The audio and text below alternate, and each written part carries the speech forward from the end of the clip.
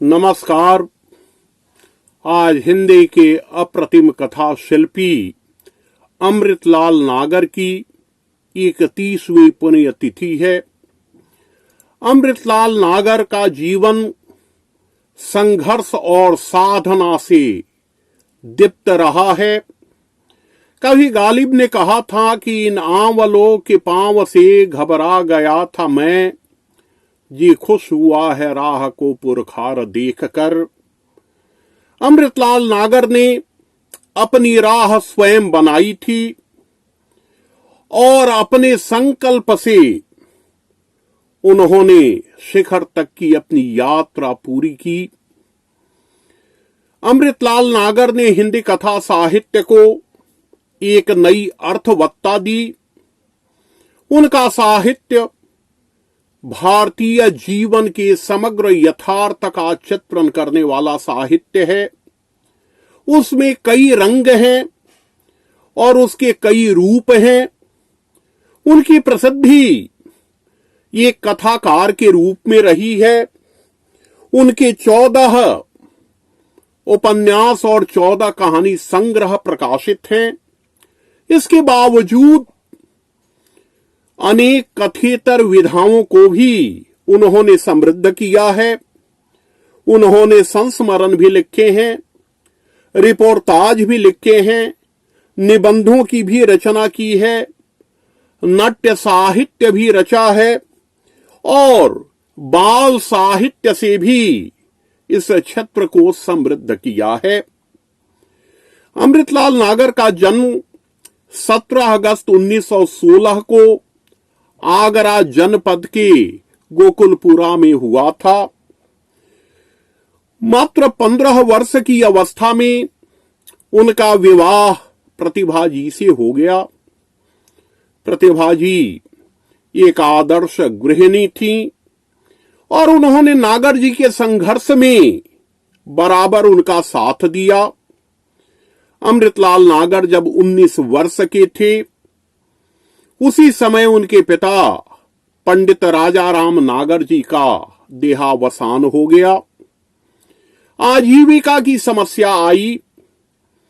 1935 में ही उन्होंने एक बीमा कंपनी में डिस्पैचर की नौकरी शुरू की, लेकिन साहित्य रचने वाला यह मनीषी का मन वहां रम नहीं पाया।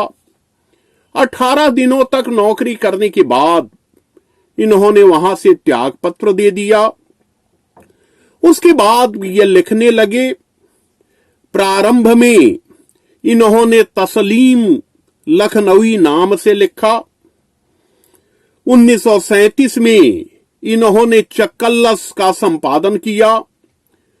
चकल्लस के माध्यम से इन्होंने हिंदी के हास्य व्यंग्य साहित्य को एक नई भंगिमा दी, व्यापक फलक दिया और चकल्लस के माध्यम से ही इनकी पहचान बनी।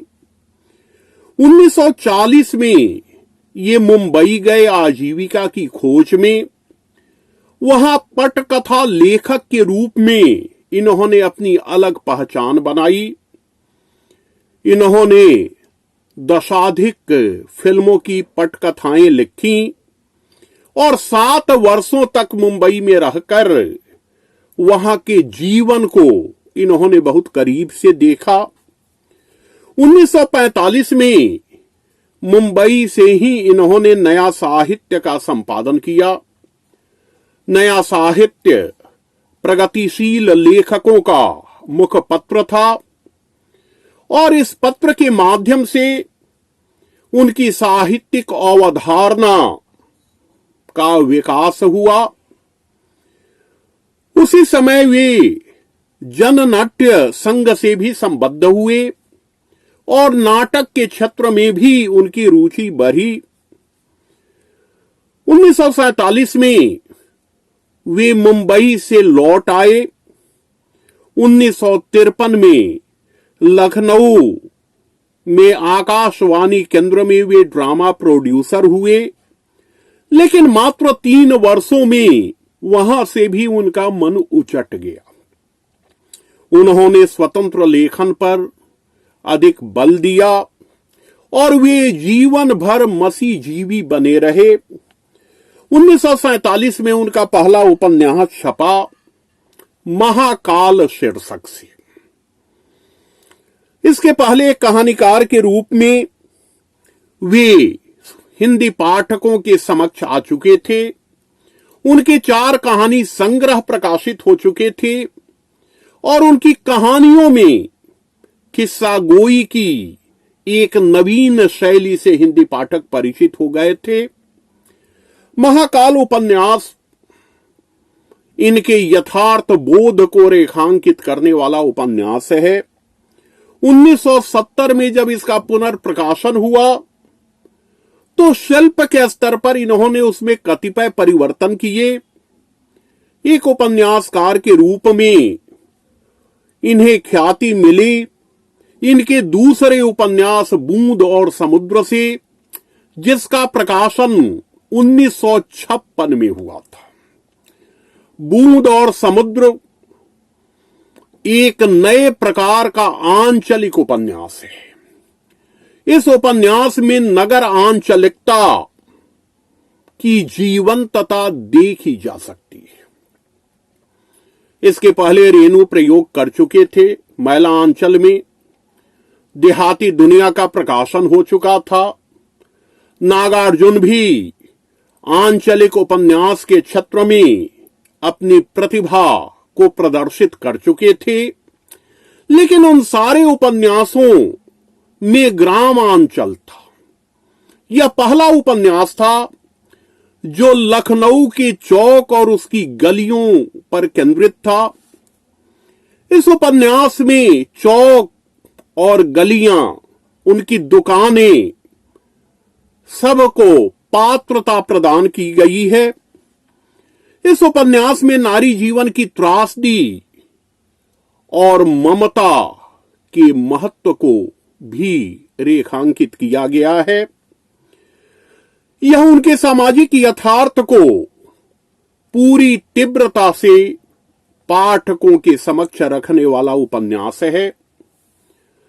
इसी उपन्यास की परंपरा में अमृत और विष आता है, जिसका प्रकाशन 1966 में हुआ था।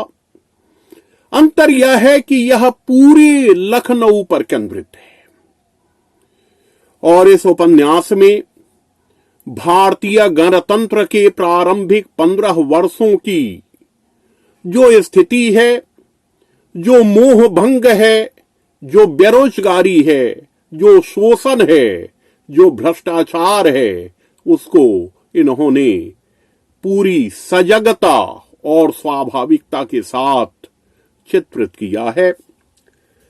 नाच्यो बहुत गोपाल इनका बहुप्रशंसित उपन्यास है। जो लोग दलित विमर्श की बात करते हैं, उन्हें इस उपन्यास को जरूर देखना चाहिए।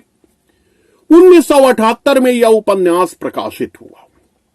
यह सच है कि मराठी में उस समय दलित साहित्य समृद्ध हो चुका था, लेकिन हिंदी दलित साहित्य अभी अपनी पहचान बनाने में लगा हुआ था।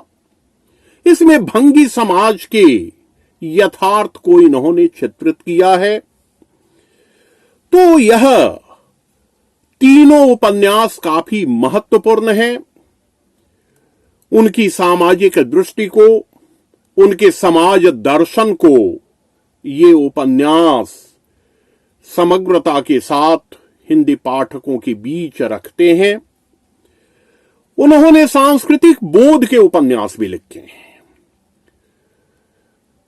तुलसी के जीवन पर आधारित मानस का हंस एक ऐतिहासिक उपन्यास ही नहीं है, वह मध्यकालीन उत्तर भारत का सांस्कृतिक इतिहास भी है।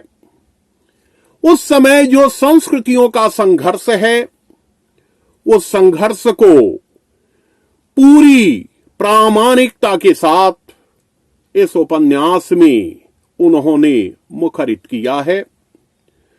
तुलसी के संघर्ष को, तुलसी के रूपांतरण को यह उपन्यास पूरी विश्वसनीयता के साथ हिंदी पाठकों के समक्ष रखता है। कहा जाता है कि साहित्य और इतिहास परस्पर विरोधी होते हुए भी एक दूसरे के पूरक हैं। हमारे गुरु प्रोफेसर कामेश्वर शर्मा जी कहते थे कि साहित्य देखता है और इतिहास उस दृष्टि को कुछ और प्रखर, कुछ और व्यापक करता है। तो इनकी इतिहास दृष्टि की व्यापकता इन दोनों उपन्यासों में देखी जा सकती है। खंजन नयन सूर के जीवन पर आधारित है। इनके अन्य महत्वपूर्ण उपन्यास हैं करवट और पीढ़ियां। करवट में 1805 से 1905 तक की कथा है। एक ही परिवार की 3 पीढ़ियां कैसे अलग अलग सोच के साथ आती हैं, उसको इस उपन्यास में उन्होंने जीवंत किया है। और ऐतिहासिक परिवर्तन कैसे सामाजिक और पारिवारिक जीवन को परिवर्तित करते हैं, इस पर भी उन्होंने विचार किया है। ये दोनों उपन्यास मध्य वर्ग के यथार्थ को रेखांकित करते हैं। इनके उपन्यासों की विशेषता यह है कि कथा भाषा की नवीनता उसमें मिलती है। एक नई कथा भाषा के दर्शन होते हैं और कथा रस का अविच्छिन्न प्रवाह इनके उपन्यासों में मिलता है। वाटिका इनका पहला कहानी संग्रह है जो 1935 में प्रकाशित हुआ था और इनके सारी कहानियों का संग्रह, इनकी समस्त कहानियां आ गई हैं 1986 में एक दिल हजार अफसाने में। इनका अंतिम उपन्यास 1990 में छपा, जिस वर्ष इनका निधन हुआ। निधन के बाद पीढ़ियां, और यह उपन्यास काफी महत्वपूर्ण और महाकाव्यात्मक औदात्य लिए हुए हमारे बीच आता है। तो एक कथाकार के रूप में इनकी महत्वपूर्ण भूमिका है। गदर के फूल 1957 में प्रकाशित ग्रंथ है। इस ग्रंथ में इतिहास भी है, संस्मरण भी है, रेखा चित्र भी है और रिपोर्टाज की शैली भी है। ये कोठे वालियां उपन्यास में उन्होंने नारी जीवन के यथार्थ को, उसकी संवेदना को चित्रित किया है। जिनके साथ जिया, इनके संस्मरणों का संग्रह है। 1973 में यह छपा था। इन्होंने चैतन्य महाप्रभु की जीवनी भी लिखी है। 1978 में वह जीवनी प्रकाशित हुई और इन्होंने अपने जीवन से संबंधित मार्मिक प्रसंगों को भी खंड खंड में चित्रित किया है। साहित्य और संस्कृति इनके निबंधों का महत्वपूर्ण संग्रह है। हास्य व्यंग के क्षेत्र में भी इनकी भूमिका अपना ऐतिहासिक महत्व रखती है। 1939 में नवाबी मसनद का प्रकाशन हुआ। 1955 में सेठ बांके मल, 1972 में कृपया दाएं चलिए, 1973 में हम फिदाए लखनऊ। तो ये व्यंग कहीं न कहीं सामाजिक और आर्थिक विद्रूपताओं पर गहरा प्रहार करते हैं। इनमें मनोविनोद भी है, कटाक्ष भी है और बुद्धि कौशल भी है। इन्होंने अनेक नाटक लिखे। रेडियो में काम करने के कारण इन्होंने रेडियो नाटक भी लिखे हैं और संपूर्ण नाटक भी लिखे हैं। इनके 8 महत्वपूर्ण नाटक प्रकाशित हैं और बाल साहित्य के क्षेत्र में भी इनकी अत्यंत जीवंत भूमिका है। इन्होंने माना है कि बच्चों में अपनी संस्कृति का अपनी परंपरा का बोध अपेक्षित है और इसके लिए इन्होंने काफी संख्या में बाल साहित्य जो मनोरंजक भी है, प्रेरक भी है, उसकी रचना की है। इन्होंने कई विदेशी कृतियों का अनुवाद भी किया है और एक अनुवादक के रूप में भी इन्होंने अपनी क्षमता प्रदर्शित की है। अमृतलाल नागर का साहित्य हमारी साहित्यिक परंपरा को समृद्ध करने वाला साहित्य है। वह साहित्य हमें जीवंत रखने वाला साहित्य है। हम में मस्ती और संकल्प का संचार करने वाला साहित्य है। किसी ने कहा है कि उपेक्षा उपेक्षितों की हर युग ने की, उपेक्षा उपेक्षितों की हर युग ने की, कब हुआ न्याय दानी करण के लिए, शोषितों की व्यथा की कथा जब लिखो, याद रखना हमें उद्धरण के लिए। वे लोग जो समाज की मुख्य धारा से निकालकर हाशिए पर फेंक दिए गए थे, उनको समाज की मुख्य धारा में प्रतिष्ठित करने वाले इस विलक्षण कथाकार, इस अप्रतिम साहित्यकार को उनकी पुण्यतिथि के अवसर पर सादर नमन। धन्यवाद।